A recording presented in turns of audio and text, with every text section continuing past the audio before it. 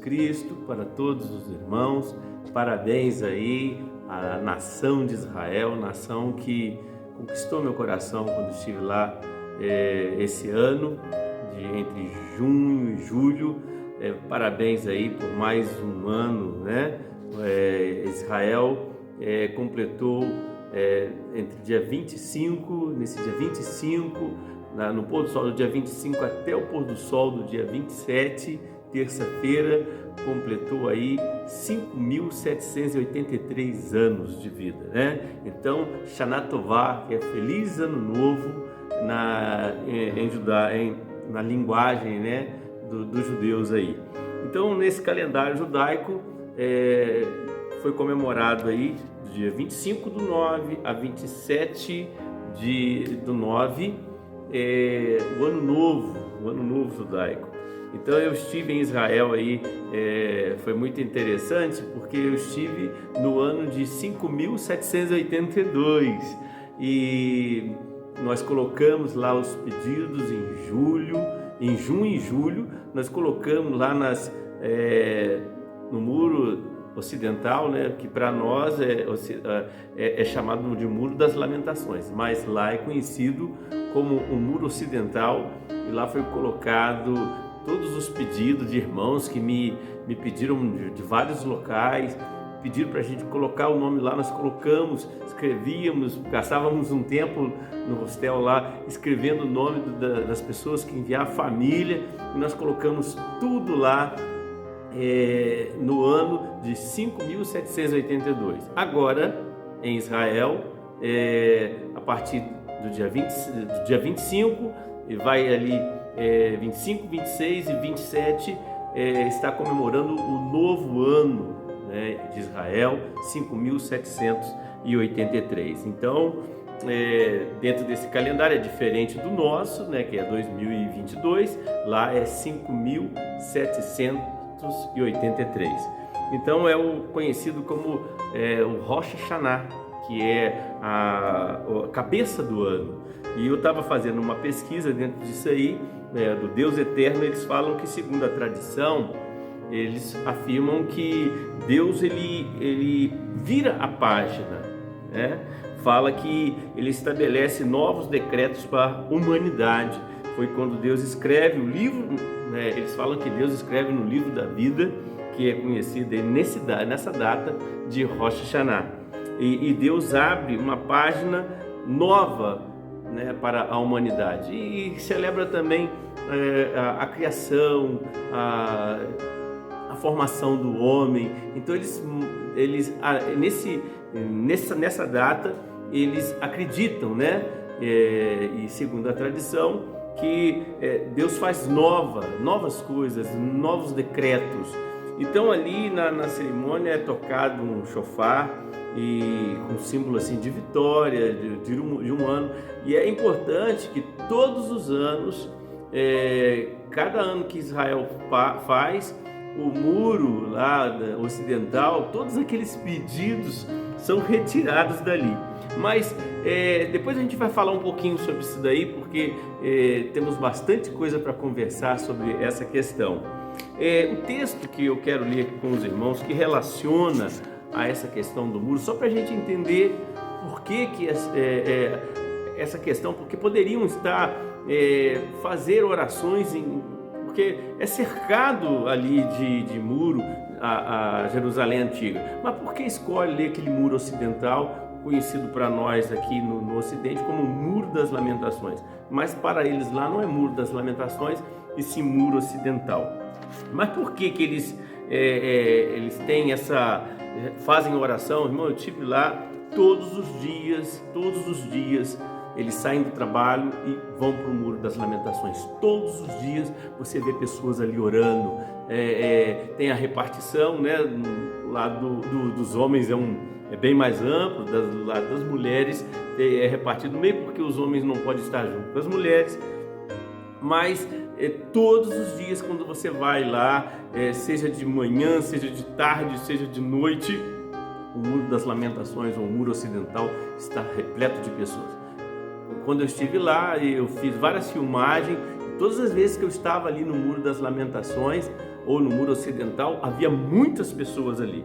Mas o texto que eu quero ler com os irmãos e com os amigos, acompanha aí, foi a oração que está registrado em 1 Reis, no capítulo 8, se você puder abrir aí, no livro de 1 Reis, capítulo 8, versículo 22, indo até o versículo, podemos dizer aqui, até o 53, foi quando Salomão faz uma oração. E também você pode achar esse texto no livro de 2 Crônica, do capítulo 6 também em diante.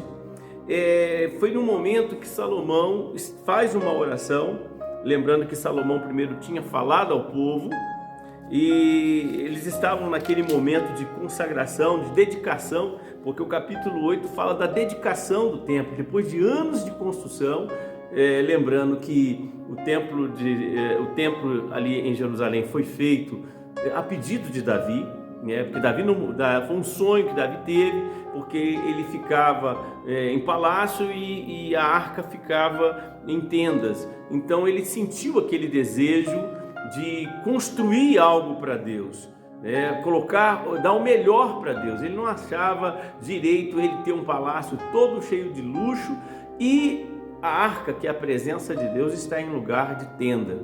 E ele teve o desejo.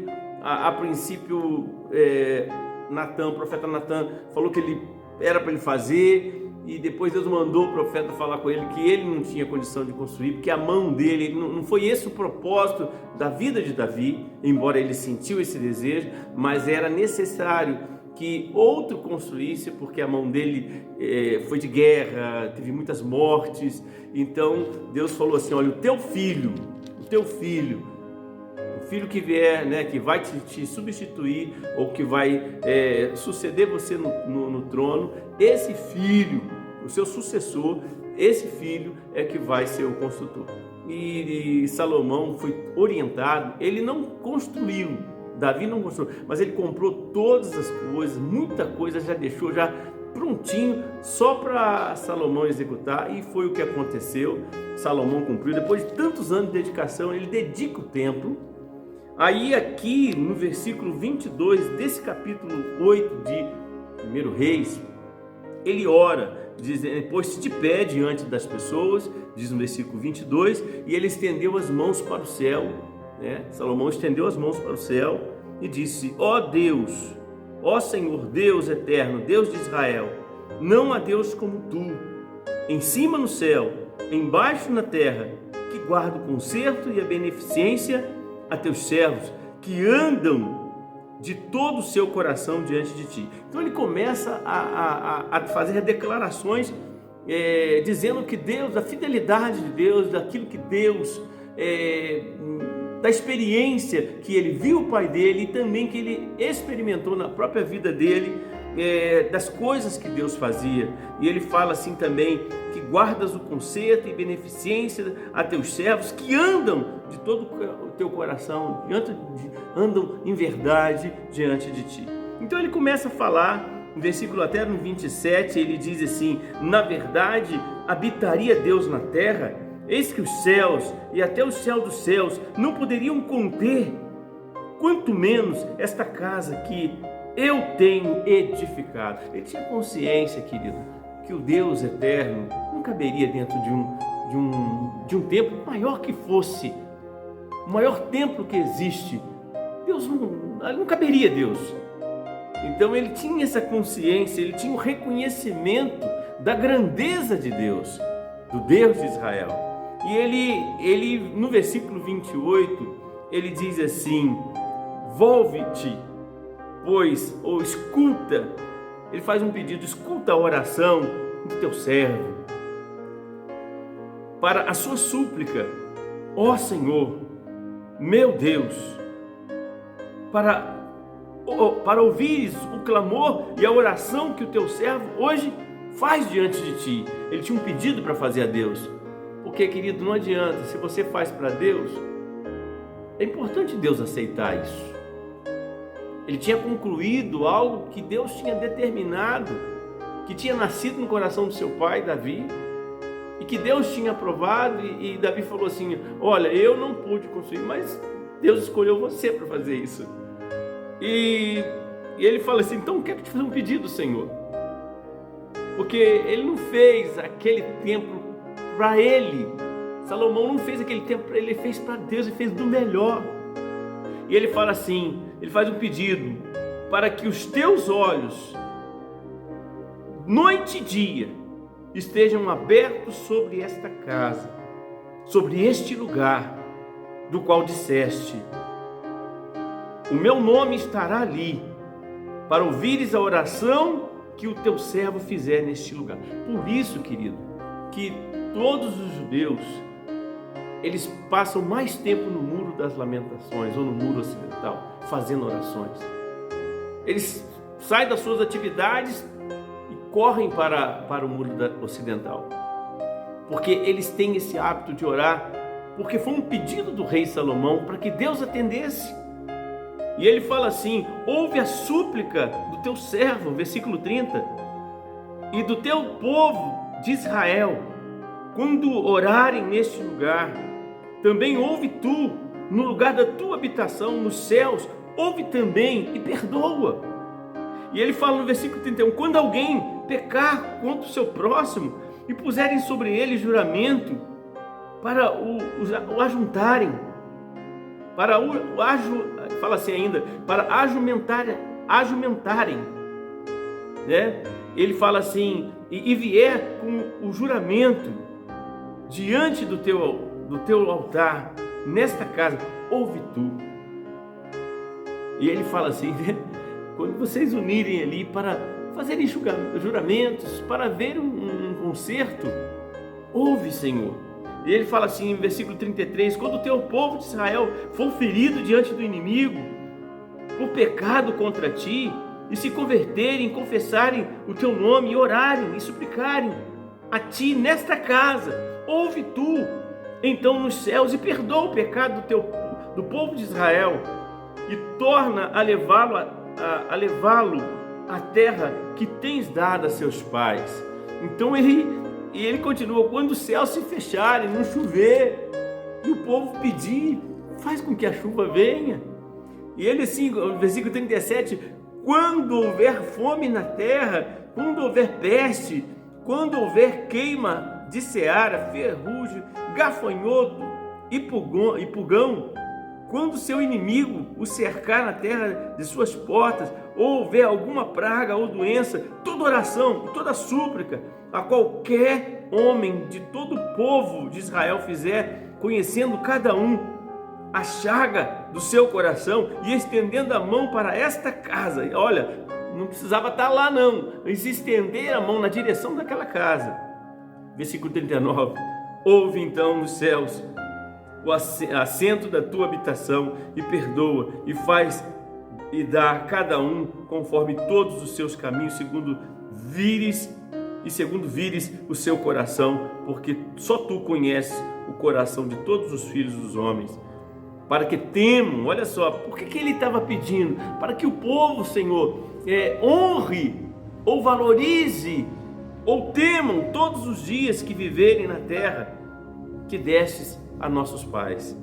A versículo 41 eu achei muito interessante, que ele fala assim, aí fala da gente que não é judeu, né? Ele diz assim, e também ouve ao estrangeiro que não for do teu povo de Israel, porém vier de terras remotas, por amor do teu nome. Querido, eu fui a Israel por amor a Jesus. Eu fui a Israel por amor ao Deus de Israel. E eu não sou israelita, mas fui lá. E a cada um que pisa naquele lugar faz parte. Hoje Israel faz parte de mim. E acredito que eu faço parte de Israel. E ele fala assim, versículo 42, porque ouvirão do teu grande nome, a tua forte mão, e do teu braço estendido, e vierá a esta casa, ouve tu do céu. Então ele estava pedindo, Senhor, quando algum estrangeiro, no versículo 43, ele diz assim, ouve tu dos céus, do assento da tua habitação, e faz conforme tudo que o estrangeiro a te clamar, a fim de que todos os povos da terra conheçam teu nome, para te temerem, como o teu povo de Israel e para saberem que o teu nome é invocado sobre esta casa que tenho edificado. Quando o teu povo sair para a guerra, ele fala no versículo 44, depois ele fala assim, no versículo 46, quando pecarem contra ti, para Deus perdoar. Versículo 48, quando se converterem a ti de todo o coração, de toda a sua alma, na terra dos teus inimigos, que os levarem em cativeiro, porque ele tinha consciência, querido, que quando o povo anda contra Deus, Deus permite que situações aconteçam para que o povo reconheça que depende de Deus, porque eu acredito que isso é uma síndrome do homem. Quando tudo está bem, ele acha que não precisa de Deus e que só busca Deus quando tem problemas. Então, às vezes, está tanta coisa acontecendo de bem, de bênção, de coisas boas, que olha para as coisas que são boas e esquece de Deus. Então Deus permite que perseguições aconteçam, que situações ocorram, para que o povo lembre de Deus através do sofrimento e volte seu coração para Deus. E quando Deus recebe esse voltar de coração, de quebrantamento, a palavra diz que Deus não resiste a um coração quebrantado. Bom seria, querido, que se nós, independente se nós estamos vencendo, se nós estamos perdendo, se nós estamos em paz ou se nós estamos em guerra, mantêssemos sempre essa esperança e convicção de que o Deus de Israel é o único Deus verdadeiro. E aqui ele diz essas palavras e depois ele abençoa o povo e ele faz isso. E, querido, Deus realmente faz coisas maravilhosas e foi através dessa oração, que ele fez ali, orando, e Deus manifestou, e Deus fez grandes coisas.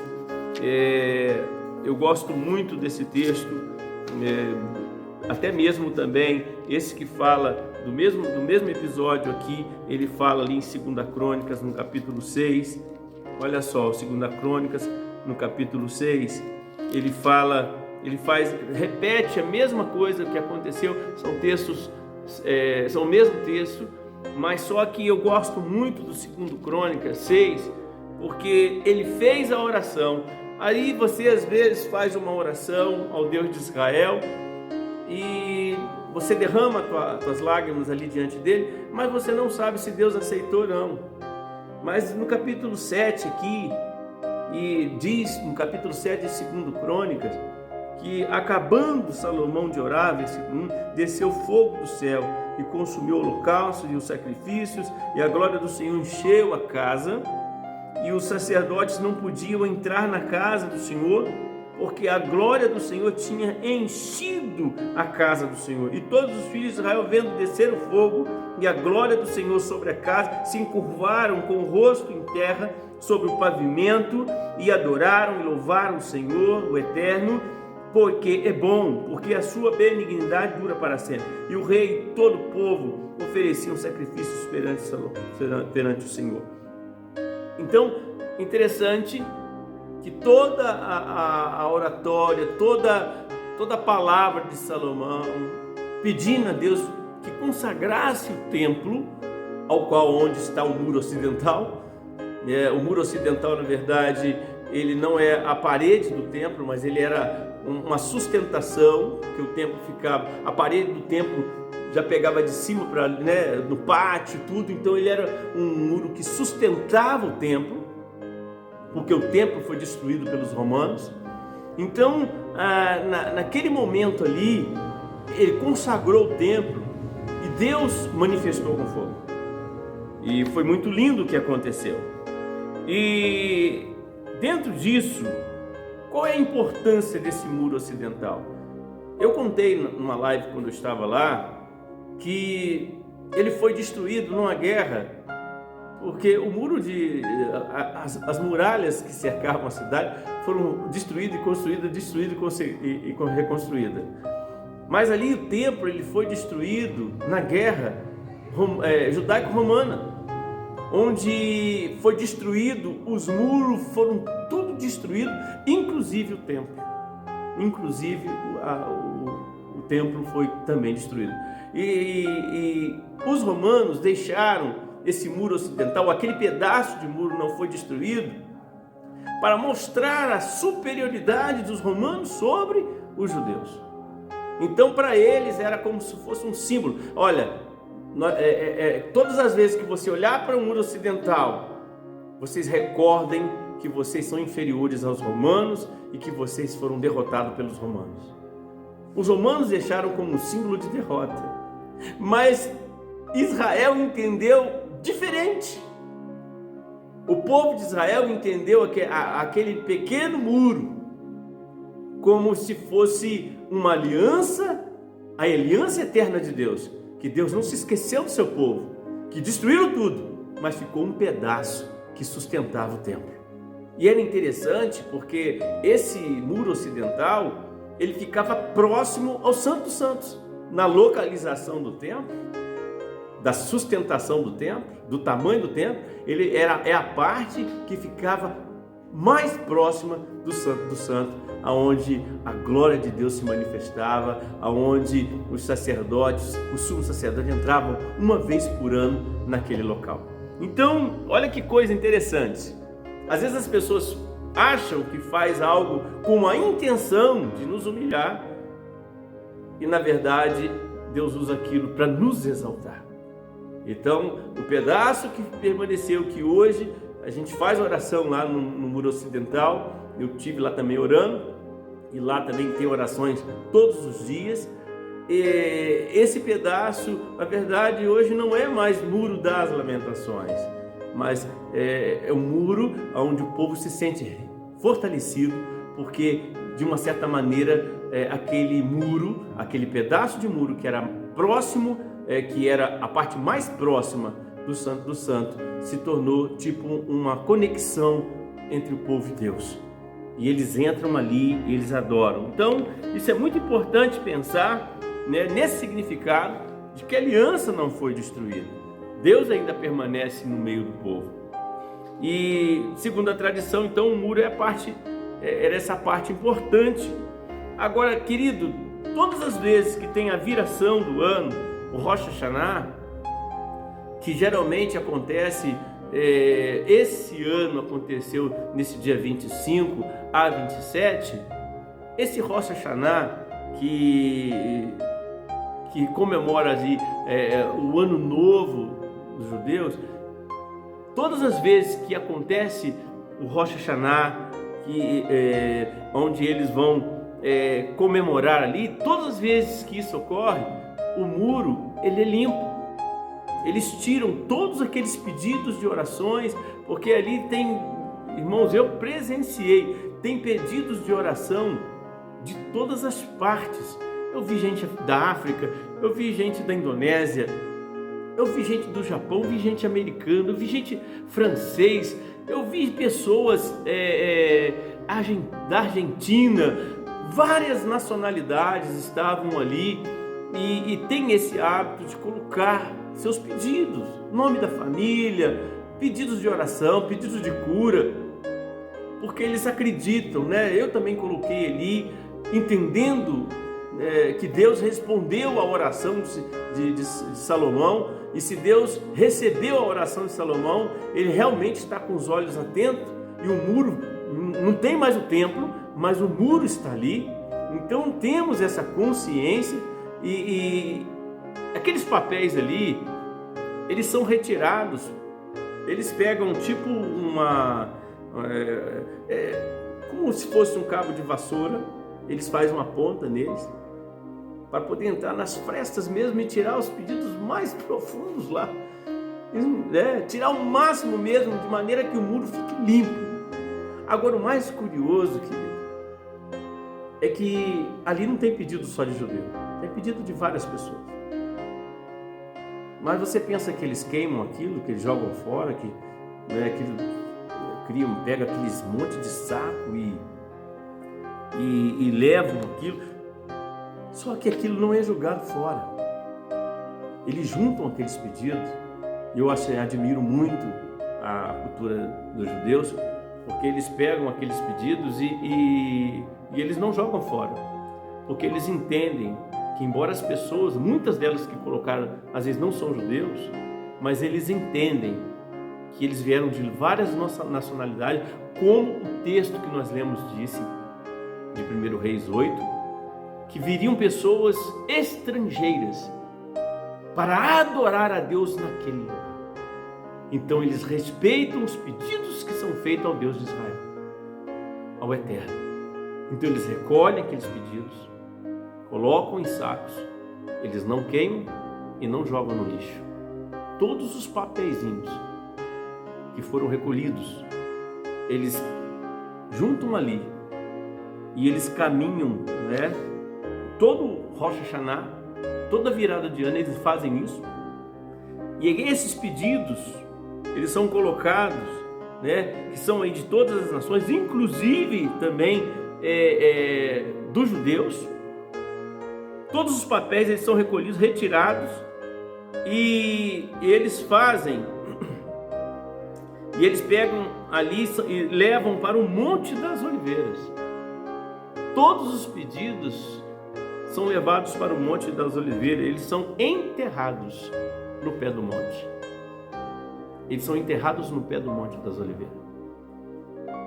E é interessante pensar nisso, porque eles são levados e eles são enterrados, e os judeus respeitam isso. E no pé do monte é colocado, eles são levados para um lugar chamado Guinazá. E ali eles são enterrados. Por quê, querido? Porque eles sabem, por respeito aos pedidos que foram feitos a Deus, Deus vai estar assistindo aquilo ali. O Deus de Israel é um Deus atencioso, um Deus benevolente, um Deus que ouve oração, um Deus que está no controle de todas as coisas. E foram pedidos ali de coração. Eu não posso jogar algo que foi pedido de coração fora. E até porque eles respeitam isso. Seria um desrespeito para pessoas que vêm de tão longe até Israel. Viajam horas.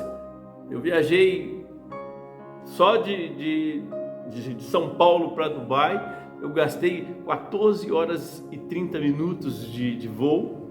E de Dubai a Israel eu gastei mais 3 horas e 40. Imagina, querido, viajar de tão longe e não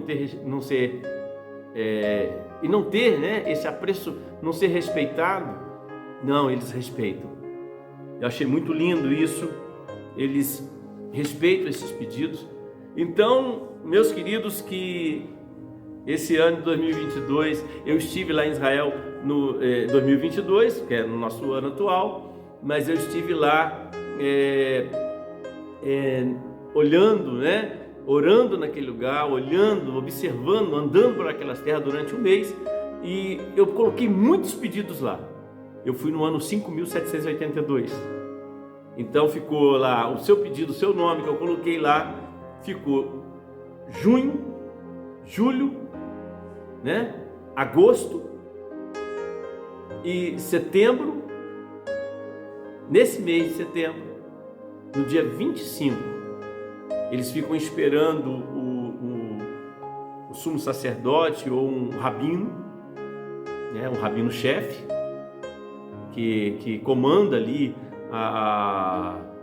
aquele ambiente do muro ocidental. Eles esperam o rabino, e sem a presença do rabino nada é tirado. Então o rabino autoriza, o shofar é tocado e eles retiram os papéis. Então quero falar para os irmãos que os papéis que eu coloquei lá, o nome dos irmãos, né, eu coloquei meus filhos, coloquei o casamento dos meus filhos, tanto que é casado como que vai casar agora. Eu coloquei pedidos de oração, famílias inteiras. Todos os pedidos que eu coloquei lá, eles não estão mais lá, mas eles foram recolhidos e levados para o Monte das Oliveiras. E por quê? Porque foi um lugar que Jesus orou muito, um lugar de oração. Então o seu pedido, ele saiu do muro, mas ele está no local onde Jesus passou muitos e muitos minutos, horas e tempos, se dedicando, muitas lágrimas ali no Monte das Oliveiras. Então hoje eu quero parabenizar, nesse dia 25.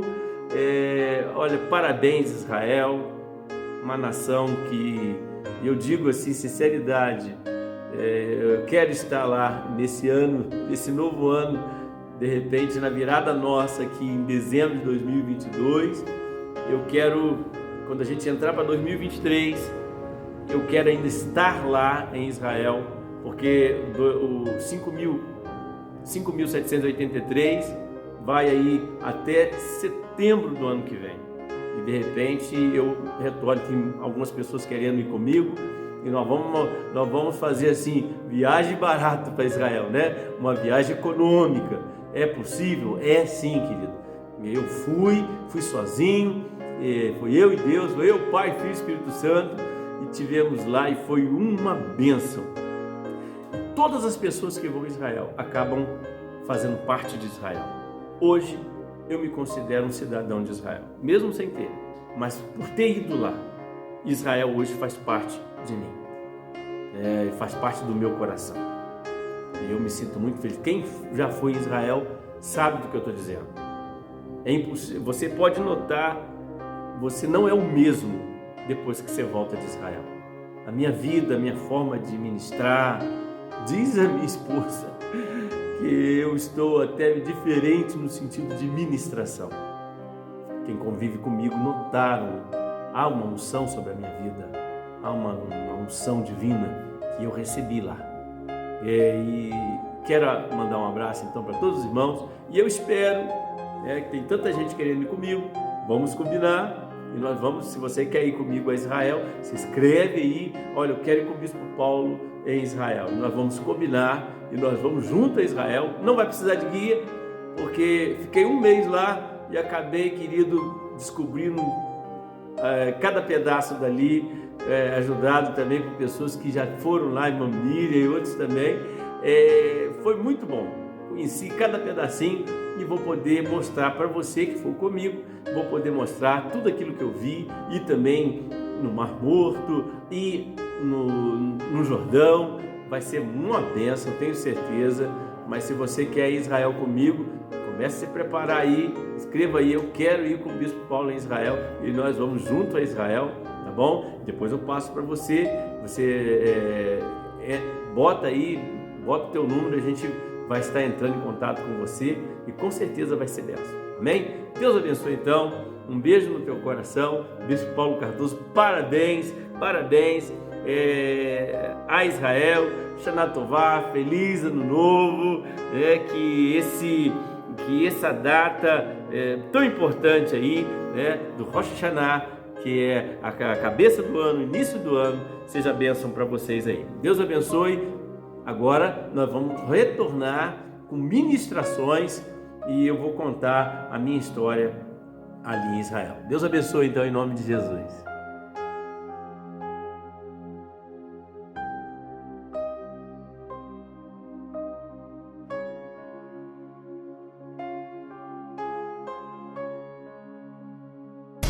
Operação de limpeza no Muro das Lamentações, em Jerusalém. Cada 6 meses, as orações e mensagens de fiéis de todas as confissões religiosas são retiradas para dar lugar aos próximos visitantes. Como a confissão judaica proíbe a destruição de qualquer escrito religioso, as mensagens são enterradas no Monte das Oliveiras.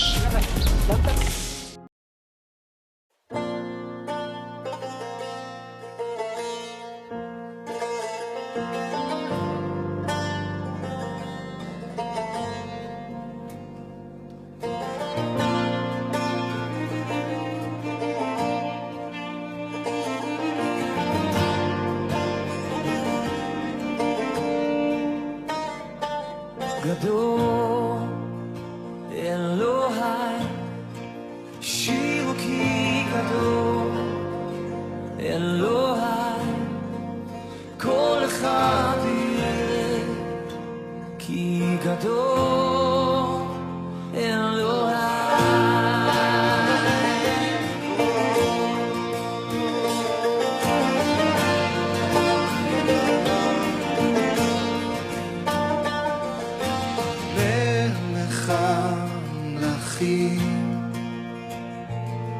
ניסה מהשחקים, הארץ תהלל, הארץ תהלל. גר באור נסתר,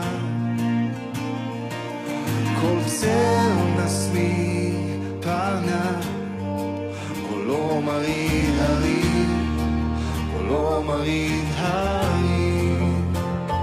גדול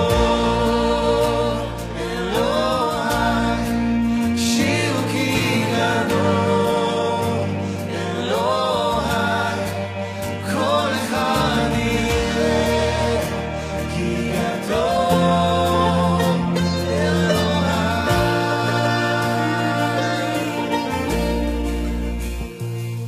من جيل لجيل يملكون